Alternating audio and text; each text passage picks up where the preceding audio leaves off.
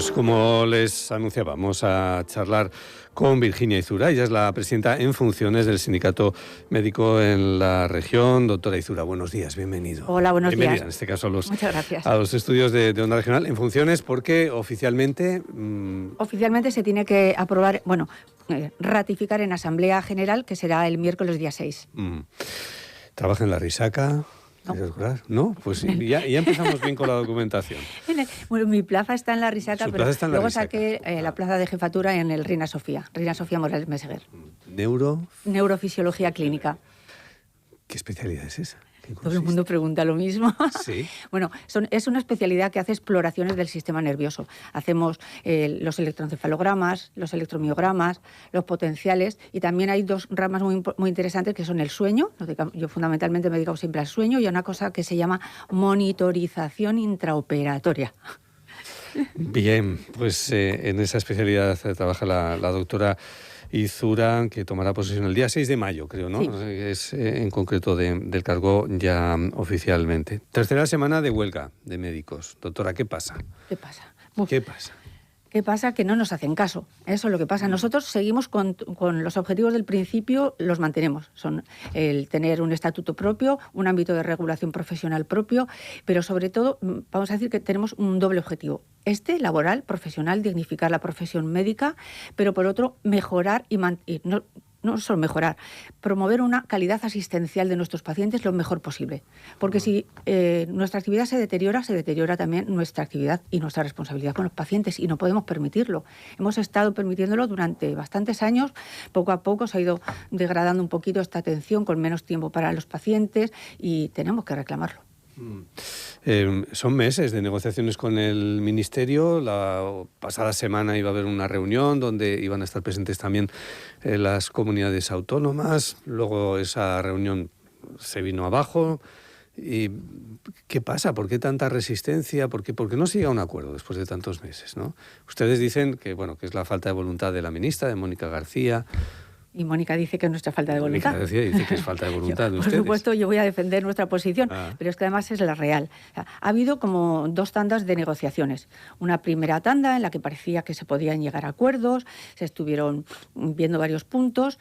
Luego llegó un momento en que nos tuvimos que levantar de la mesa de negociación. Yo no pertenezco al comité de huelga, pero la gente que está en el comité de huelga, entre ellos está nuestro antiguo presidente, Clemente Casado, que es un gran negociador y conocedor de todos estos problemas.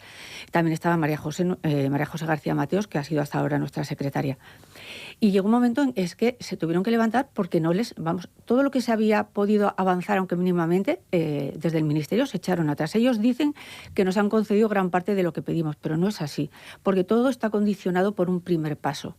Un primer paso que es reconocer el ámbito de negociación propio, ¿no? A partir de ahí se podrían ir haciendo más avances. Y ese ámbito no nos lo reconocen. Ese ámbito de negociación propio es empezar por reconocer que debe haber un estatuto médico separado del resto de las profesiones sanitarias. Sí, eso es de entrada lo que pedimos, aunque también hubo algunos ligeros avances en que, sin tener un estatuto estrictamente propio, en toda negociación hay que ceder un poquito, sí que tuviéramos ese ámbito de negociación.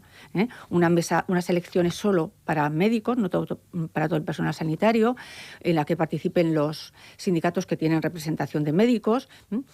Y en la última, después de levantarnos de la mesa, este último mes, el día 20 sí que hubo una reunión en la que parecía que se podía avanzar un poquito, porque nos ofrecían un ámbito similar a la ley de educación, a lo que tienen en educación. Es complejo de explicar, pero lo que hicimos fue un estudio legal, y desde nuestros gabinetes legales nos dijeron que no podíamos continuar con esa vía, que no era factible. Por lo tanto, tuvimos que otra vez hicimos una contrapropuesta, y con esta contrapropuesta, que es lo último, no nos hemos vuelto a reunir, pero porque tampoco nos han concedido la reunión. ¿Qué les decimos a los usuarios de la sanidad? Doctora, la persona que va a ir hoy, que tenía una consulta de una especialidad o estaba pendiente de una intervención quirúrgica y hoy se va a encontrar con que no... Es nuestra preocupación fundamental, aunque mucha gente no se lo crea.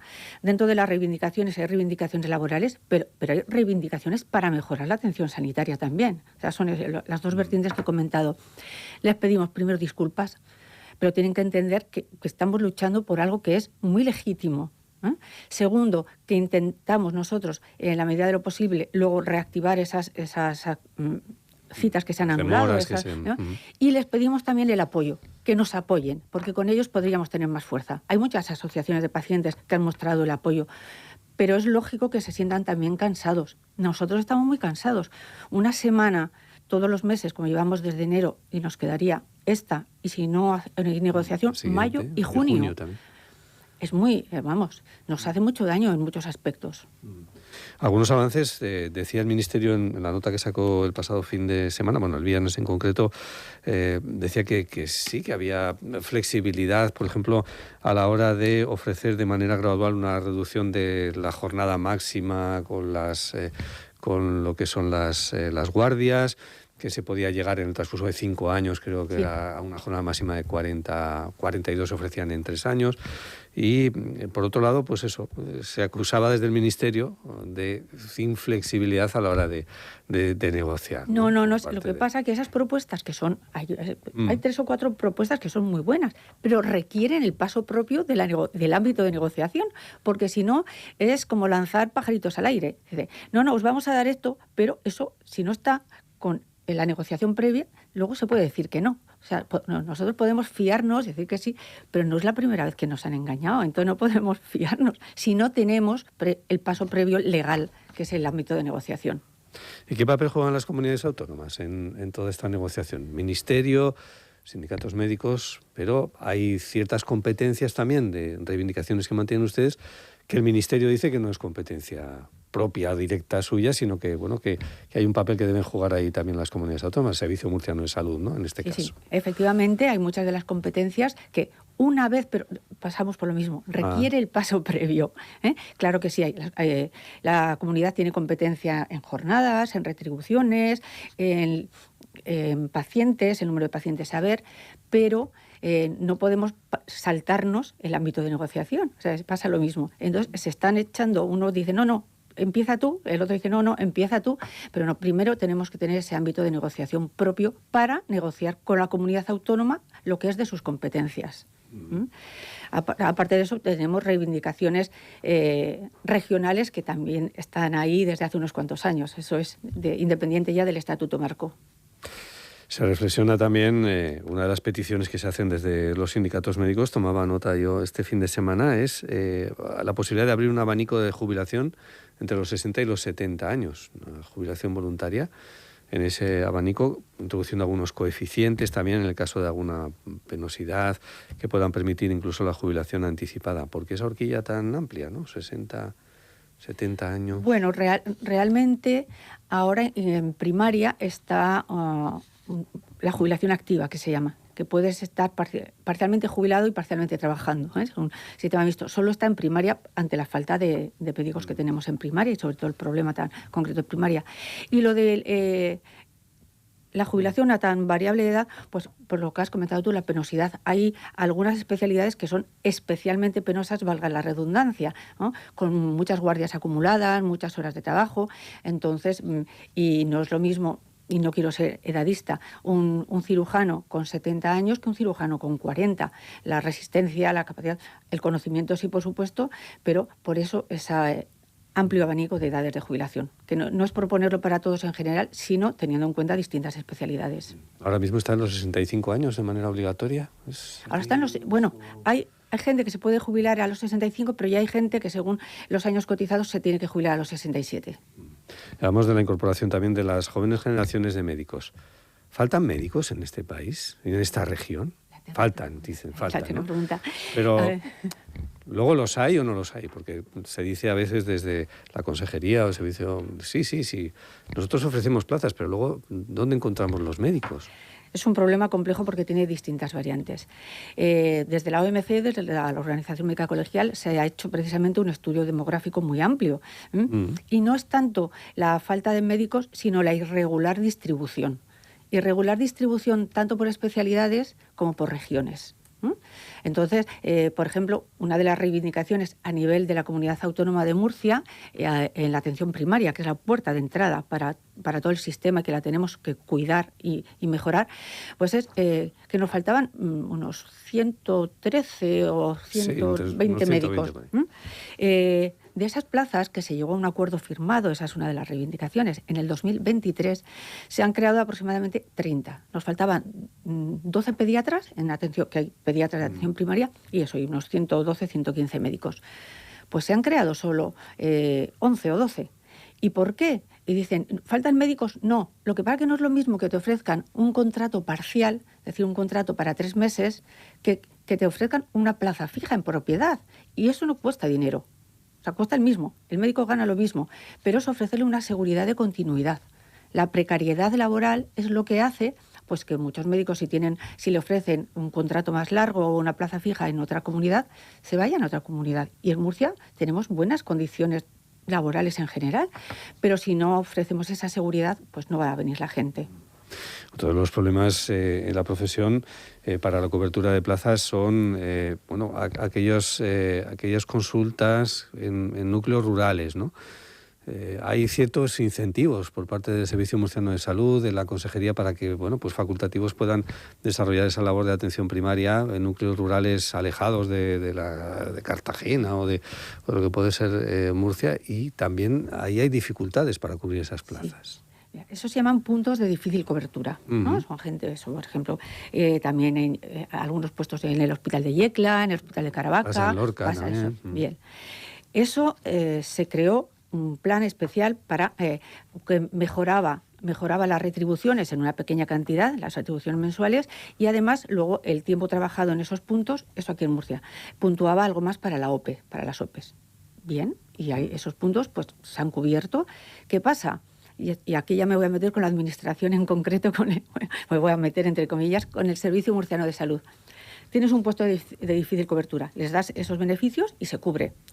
Y al año o a los 2 años dicen como, ya está cubierto, ya no es un puesto de difícil cobertura, y les quitan las prebendas. Entonces, claro, la gente dice, pues me voy.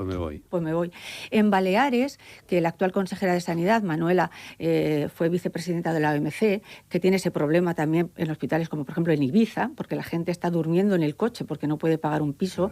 Ahí sí que han hecho un buen plan de cobertura para esos puntos. Mayor retribución económica, facilidades en la vivienda, es a seguir, a imitar, un proyecto a imitar. Decía Virginia Izurra, la doctora, que las condiciones laborales aquí y salariales en la región de Murcia, recuerdo desde hace muchos años, siendo consejera Maite Herranz, que entonces alcanzó un acuerdo bastante positivo para ustedes en lo que eran las retribuciones salariales. Era una región apetecible para médicos de otras comunidades autónomas venir aquí a trabajar en la región de Murcia. No sé si seguimos en esos parámetros comparativamente hablando con otras autonomías, ¿no? Bueno, siempre se publican rankings de comunidades que están mejor y no estamos mal, en ese sentido no estamos mal, pero tenemos los problemas que tampoco queremos robar médicos a otras comunidades, ¿eh?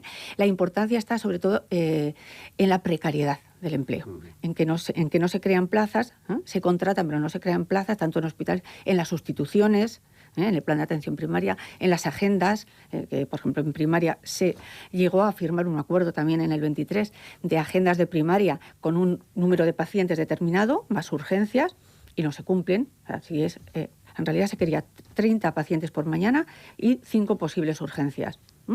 Y bueno, tenemos agenda de 50, de 60, entonces el paciente tiene que ver que no es lo mismo, o sea, no se puede dedicar el mismo tiempo, ni la misma concentración, ni la misma frescura atendiendo a 60 pacientes que atendiendo a 35.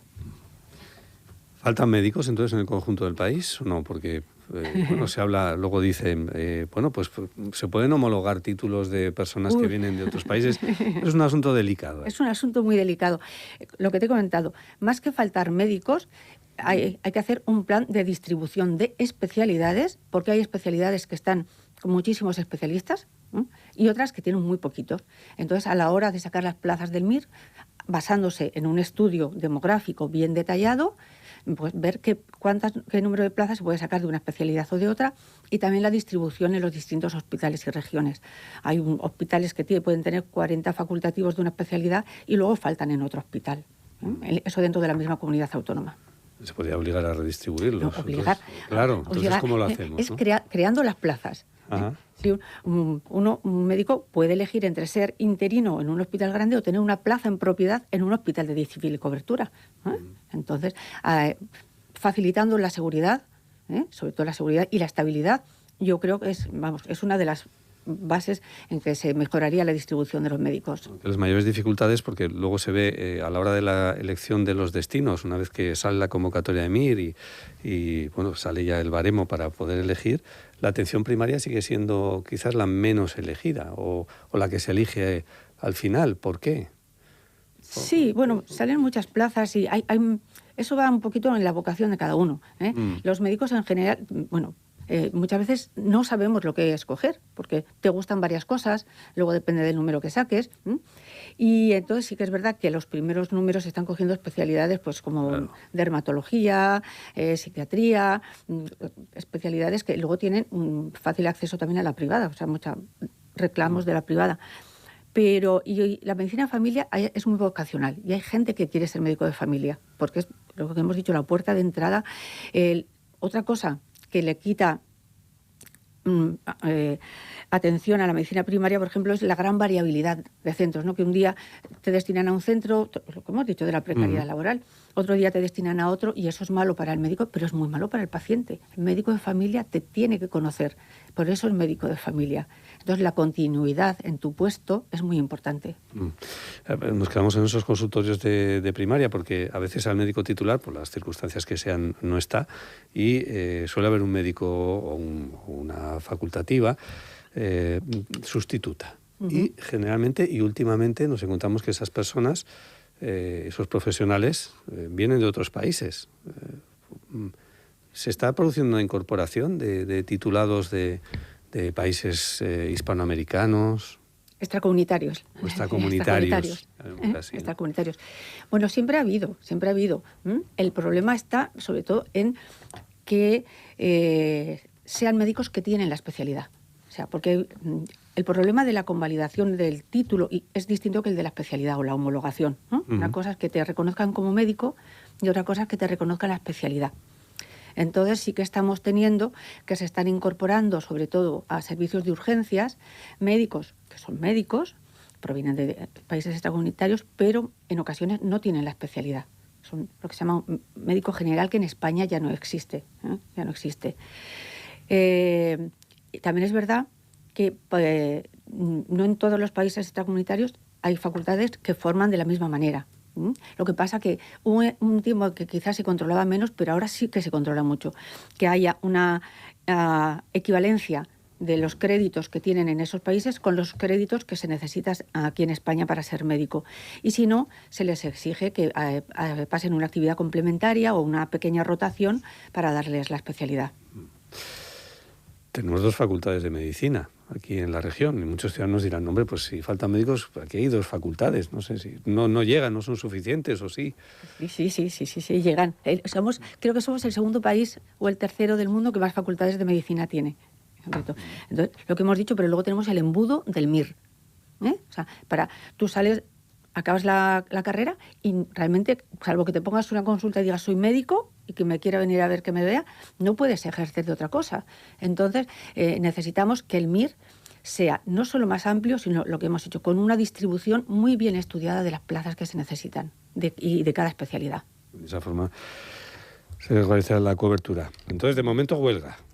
De momento y muy a nuestro pesar. O sea, sé que los pacientes están muy cansados, pero los médicos estamos también muy cansados porque vemos que no se nos respetan nuestras reivindicaciones y luego que supone una merma económica muy importante, una semana de huelga. Y son ya desde enero, pues enero, febrero, marzo, hasta la 4ª y nos quedan 2. Virginia Iturra, presidenta en funciones del Sindicato Médico aquí en la región. Gracias por compartir minutos esta mañana aquí en Onda Regional, en la Radio Autonómica.